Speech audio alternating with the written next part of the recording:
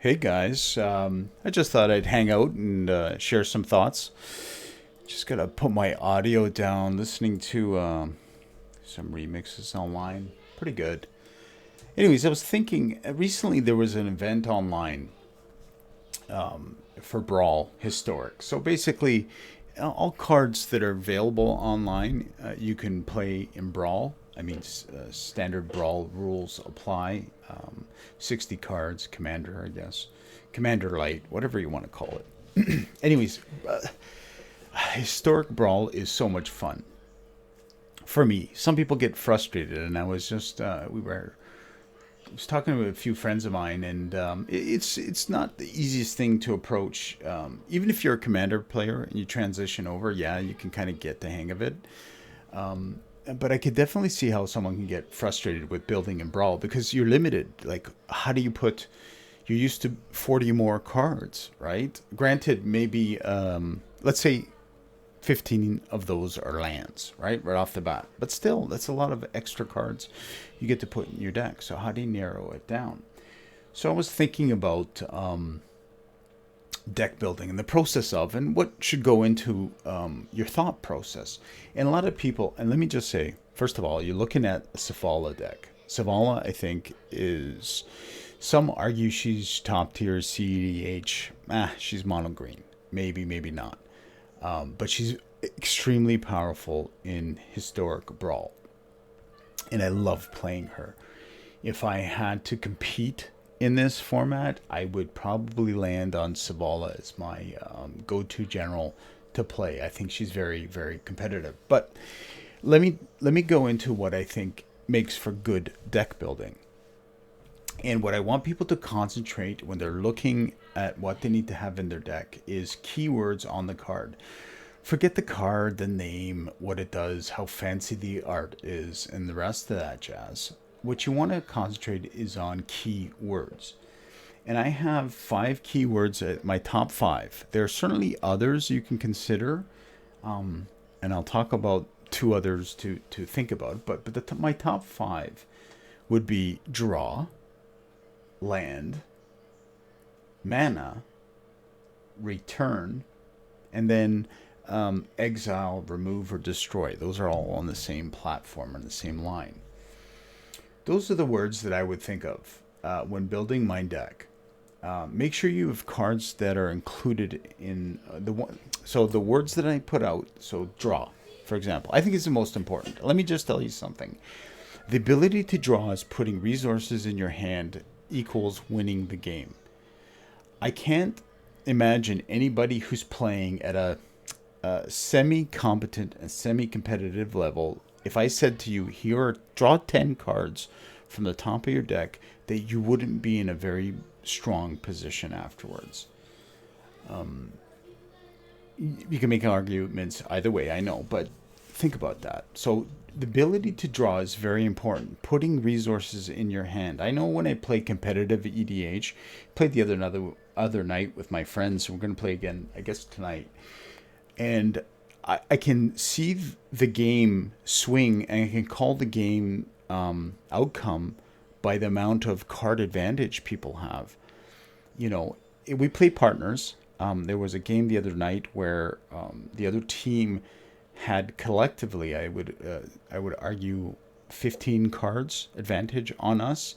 At that point, it's time to call the game because they have so many cards.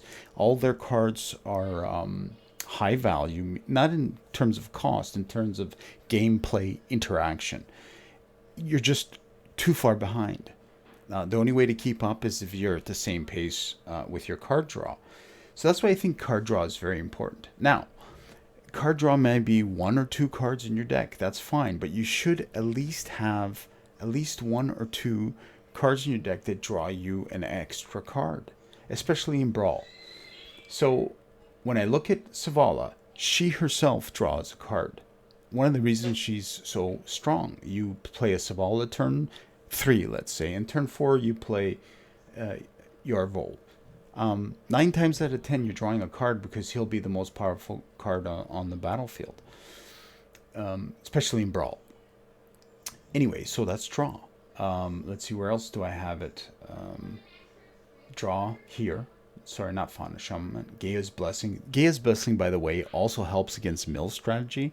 So if someone's trying to mill you in mono green, you put this in your deck and your whole graveyard in Gaia's Blessing. Is Gaia's Blessing shuffle? When Gaia's Blessings put into your graveyard from your library, shuffle your graveyard into your library. So no, that stays in the yard, it seems like, and you shuffle it. But still, it's protection from mill. But it's also a draw card. Where else? This does not draw me a card. And that does not draw me a card. That does not draw me a card. That draws me a card. So I have two. This quasi draws. You can argue. What else draws? Does this draw? No, does not draw. This draws. So that's Solemn is so good because he fixes your mana.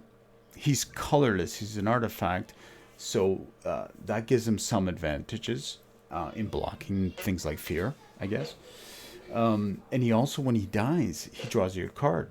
So he's fantastic. So that's a draw, another draw. This is a draw spell. It's a big draw spell.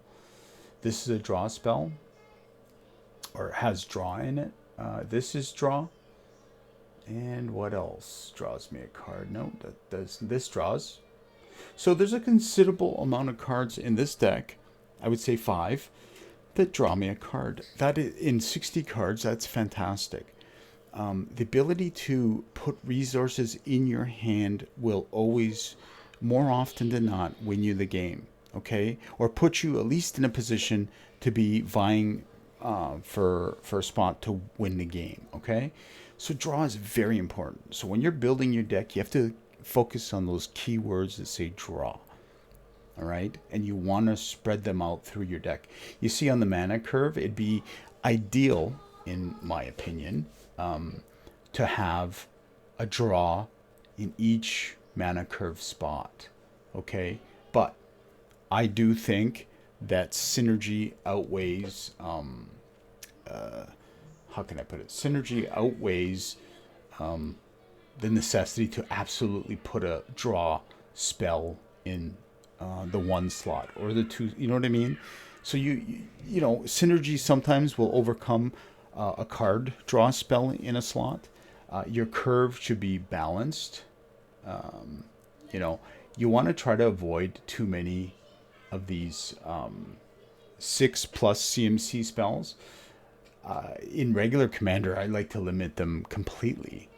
They're big, fun spells to play, but I'd rather keep them low. But they're not low in Savala because Savala can play these cards without any issue, sometimes on turn 3 or 4. So anyway, so you have more here, but this here, these big curves, I'd have them low and then be more like a belly coming up towards the high end. Your belly should be on the curve around 3 or 4, I would imagine, in Brawl. Okay, so it comes down and goes up. So draw is important. The other important keyword is land. So you want to be able to get land, right? That doesn't get me land. That gets me a land, right? Because really, you can't cast spells unless you have the mana available to you, so you can cast these spells, right? So the cards with the keyword land on them is important, and you should be including it in your deck. What else? It says land. No. Does this? No, that doesn't. None there. This is a land card. It kind of functions as a land or a return spell. This is land. I can go get a couple lands there. This, I can put extra lands on the battlefield. Okay, that's pretty good. Anything else for land? Yeah, to put 2 lands on this card. That's good. Go get a land with that one. If you can hear my kids in the background, I apologize. So my kids are into Fortnite, and they don't know how to, you know, balance that emotional level with their volume level yet. They're, you know, young, so they like to go crazy. Anyways, Ashaya, Soul of the Wild, is land card and makes all of your other creatures land. So there's this. No. This says land in it. This doubles my land production or mana production. And it also, so this, my other keyword is mana. We'll get that to a second. You know, you're probably thinking, well, mana and land is the same thing. Put them on the same line like you did exile, removal, and destroy. But no, no, no. They're different in my book, and you need to separate them, in my opinion. However, Nissa complements both keywords. What else? Anything else for land? No. Anyways, so yeah, so you want to be able to have, other than your regular course of lands that you have in your deck, you want other cards that get you lands from your deck. Okay, so Reclaim the Wastes, Cultivate. What else did I say? Nissa can also get lands from your deck. She also turns your lands into creatures, which is kind of nice. Anyway, so you want cards that get lands for you, that are not that you drawing a land. So I wouldn't count this as a land card. It is a land card, but I don't count it as one. This I count as a land card. So a card that I can use as a resource to go get a land from my deck, right? Some people call it filtering your deck, right? I guess in a way. Excuse me, gotta take a sip of water. Anyway, yeah, so you can filter essentially lands from your deck. So land is an important keyword to go include in your deck build. The other one is mana now. And you're going to say, well, land and mana, what's the difference? So I'll tell you what the difference is. Here we go. Here's a 1 mana dork. Well, let's talk the elf. Elf is better. So it's a 1 mana card, and it's a creature, and it taps for mana. So this accelerates you. It's important because instead of on turn 1 having access to to 1 mana, turn 2 you have now access instead of 2 to 3 mana. You're accelerating yourself, and you can play your spells a lot easier. Some mana cards fix your color for you. So if you're having trouble with your lands, that mana card, that word that says mana on it, can fix your mana for you. Right? What else? Here we go. Another mana creature. Another mana creature. What else says mana? Things that reduce mana costs is great. Like this reduces mana. What else? What else? This, that gets you land. And this here, where was I? Nissa says for each forest that taps for mana, add additional green mana, right? So it's important. So mana as a keyword in your deck should be included because you want to be able to accelerate yourself outside of basic lands that are in your deck. Here's a Great Henge. You get 2 mana, right? I consider a mana symbol as having keyword mana because that's what that means. That green symbol means green mana. You can argue with me if you like, of course, but that's my opinion. So mana. So land and mana are 2 separate keywords that you need to have in your deck build somewhere. Some cards like Nissa could have it both. It could help you with your land and with your mana. So certainly, and then return. So in Magic, I feel it's important to be able to influence the board state and your graveyard. I think graveyard's most important, to be honest with you, but being like in mono blue, bouncing something, return something to owner's hand is important key. It's tempo. It helps you win games. For green, it's the ability to bring back resources from the yard. So that's how I use return. So here we go. This shuffles. It's kind of a quasi return, but Balaged here returns a card from my graveyard to my hand, which is very important. Allows me to not be so devastated by board wipes. This one here, once in future, allows me to return 2 things from my yard. And those are the 2 spells, I think, that I included that allow me to return from my yard. Yeah, well, Gaia's Blessing is here for 2 reasons. It quasi returns, it shuffles my permanents back to my library, but also protects against mill. So I like Gaia's Blessing. I think I've mentioned this card twice now. But yeah, I really like this card. So the ability to return cards from your graveyard back to your hand or into your library is important mechanic, and that should also be included in your build somewhere. The ability to return is important.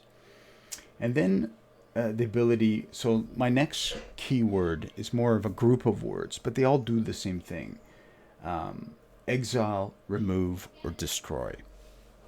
Those are things that I think that you need to consider in your builds in order to have a good, I wouldn't say like competitive, like uber competitive deck, but a deck that flows well and synergizes. So you need something to remove.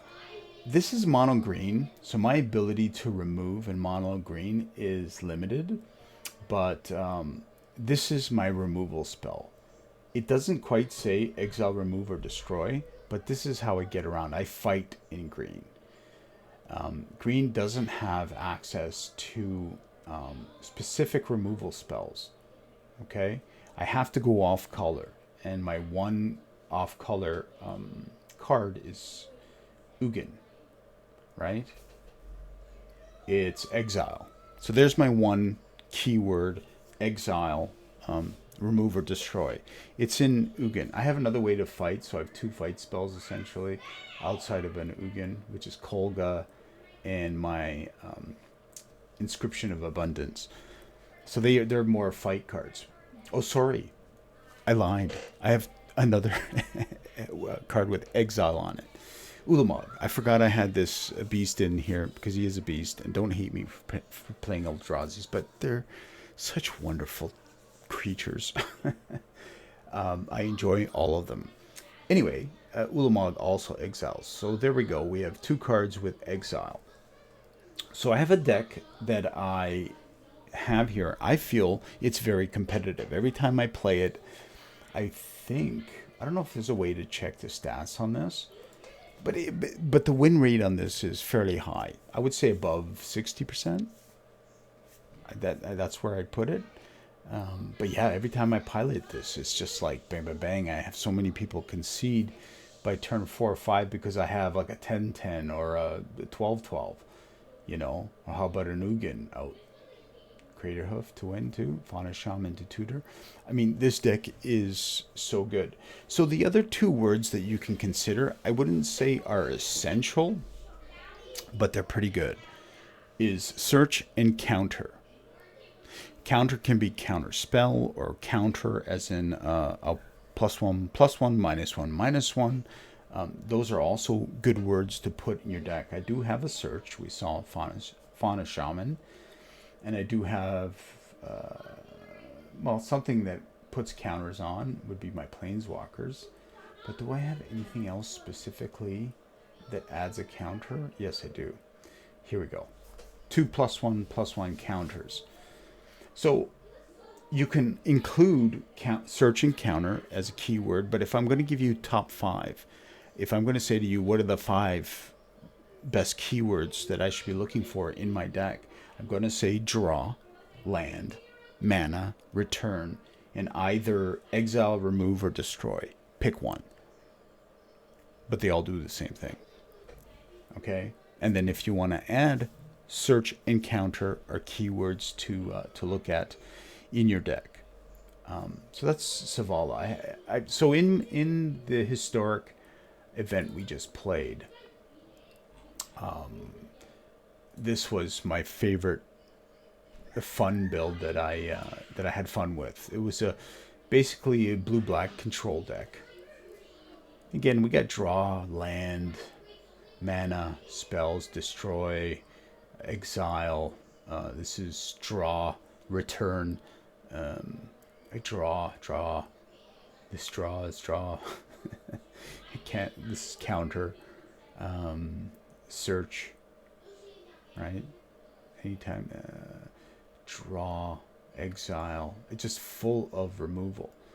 Right? And you're going to say, well, how are you going to win? Well, I can win with an Ashiok. I can win with a Shark Typhoon. I can win with Liliana, Lockmere, is, I think, my only creature. Yeah. This thing's a house. You can keep bringing this back. Someone played this against me, and whoever you were, thank you for teaching me a lesson of how important or how dangerous this serpent can be. So for those of you who don't know, it's a 7/7. That's pretty good for 6 mana. It has flash, so at instant speed, bang, you can surprise block something. You can bring it in, then attack something because people left themselves open. It also says sacrifice an island. I'm not crazy about that because I really don't have a good way to bring back my lands, but the serpent can't be blocked. So if you're at a lethal position, you can swing in with this. Sacrifice a swamp, gain 1 life, draw a card. Okay. But this next one, oh no, we can close that. Fireplaces. My wife wants to redo our fireplace, so I've been looking at options. Anyway, so blue-black, exile 5 target cards from an opponent's graveyard. So great. This is just in the graveyard, and for blue and a black, I can just exile 5 cards from my opponent's graveyard. Great. Return this back to my hand. Oh. And the only downfall is you can only do that at sorcery speed. So you can't be crafty and think, okay, I'm going to wait for the trigger in the stack, and then I'm going to... No. You have to do it on your turn. Let's say it got milled or got killed before. And you can go, okay, I'm just going to take for your 5 best cards. Just get rid of them out of your graveyard. Off you go. Bye. Nobody liked them anyway. Anyways, and you can bring it back to your hand. And keep mana open and threaten either counterspell or the serpent. And it's like, I've seen people get frustrated by it. I certainly did when I faced this card. So really my only creature. And then we have my favorite, the Scarab God. He's also a creature. It's a 5/5, pretty good. If you can resolve him, and as long as opponents don't exile him, he just keeps coming back from the graveyard to your hand. And also, you get to benefit from all these I can't speak today. Removal spells. This one, not really, because it exiles, but destroy. This card eats at me when I play a Merfolk deck. There's not many of them out there, but there's enough. So, once a day I'll play a Merfolk deck and be crunched by the fact that I have this Walk the Plank that's a dead card in my library. Anyway, so my point is, every creature that I destroy, I get to bring back, exile essentially from my opponent's graveyard, and bring it back under my control. So this this exiles, so does this sacrifice. So anyway, so I get the point is, I said so many times, so I apologize. But Scarab God really and the Serpent are the only 2 creatures I play with. This gives me creatures. This gives me creatures. So that's what I built. It was a blue-black control. I had tons of fun with this list. I wouldn't classify it as something crazy competitive or not, but it is just an uber control list. It actually made me look at building a commander this way. In regular paper commander, I looked at Scarab God and thought, maybe I can do a paper commander that's just control. That'd be fun. All the board wipes, all the sweepers. What else? Quickly, I did this land destruction deck because, you know what? I played a mono blue player I was thinking about my next play, and he kept going, it's your go, it's your go, it's your go. It's like, dude, come on. Like, let me see if I can try to work my way through my plays. And then I thought to myself, how can I shut a mono blue player down? Well, the best way to do it is to destroy lands, right? They're 4 mana destroy land spells, but you know what? I put them all in my deck. I think there's a black one for 5, yeah. And I built this list. It's also a control-y list. I've had fun with it, and I know I've frustrated some players. Although karma bit me, because the bane to this deck is like mono white, mono red, and if you get out from underneath in the start, I have usually a slower start. It takes me a while to build up. You're already digging me for damage, and I'm at a low life total where it becomes dangerous. A mono white player, I had him down to, I apologize if you're listening. I had him down to 1 land, but he had so much aggro, and he had, what else did he had? He had this one creature. Anyways, it ended up killing me. I got down to 1 life, and he went wide and killed me. So God bless. But this was designed because I just mono blue. Oh, you mono blue mages! As much as I like you, I hate you all the same. Anyway, so that was fun. You know, I had tons of fun playing. I'm doing a draft right now. Don't ask me how I'm doing, but yeah, I had lots of fun in that historic brawl event. There you go. 2 losses, 2 wins. I'm 500 right now. I should just quit right now and just resign and stay 500 for my stats. But anyway, yeah, I hope you guys enjoyed that little tutorial. If you like that, I can do some more and go into depth. But remember your keywords when you're building: draw, land, mana, return, and either exile, remove, or destroy. You can include search and counter, but I gave you 5 good ones. Okay, guys, enjoy building your decks. Hopefully I'll see you online. We can play some Magic. Ciao.